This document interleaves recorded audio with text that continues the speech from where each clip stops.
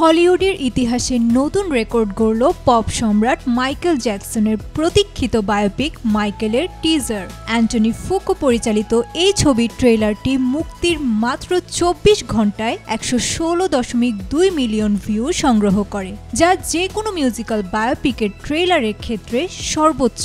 এটি প্রযোজনা সংস্থা লায়ন্স গেটের জন্য সর্বকালের সেরা ট্রেলার মুক্তির রেকর্ড। কিংবদন্তি এই শিল্পীর জীবনের রহস্যময় দিকগুলো এবার পর্দায় জীবন্ত করে তুলতে চলেছেন তার ভাতিজা জাফর জ্যাকসন, যিনি মাইকেলের চরিত্রে অভিনয় করছেন।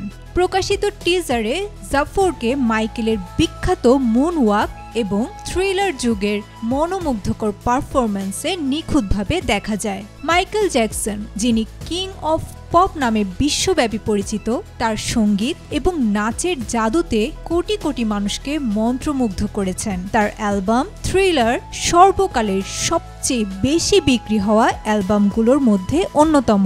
এই শিল্পী জ্যাকসন 5 গ্রুপে ছোটবেলা থেকেই তার সঙ্গীত জীবন শুরু করেন।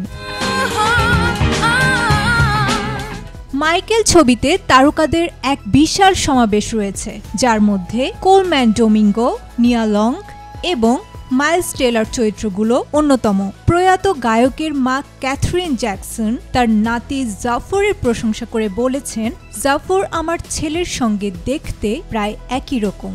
এই বায়োপিকে মাইকেল জ্যাকসনের জ্যাকসন 5-এর শুরু থেকে একক ক্যারিয়ারের সোনালি সময়, এমনকি মঞ্চের বাইরের ব্যক্তিগত মুহূর্তগুলো তুলে ধরা হবে। দর্শকদের ব্যাপক আগ্রহের মধ্যে আগামী সপ্তাহ থেকে ট্রেলারটি বড় পর্দায়ও প্রদর্শিত হবে।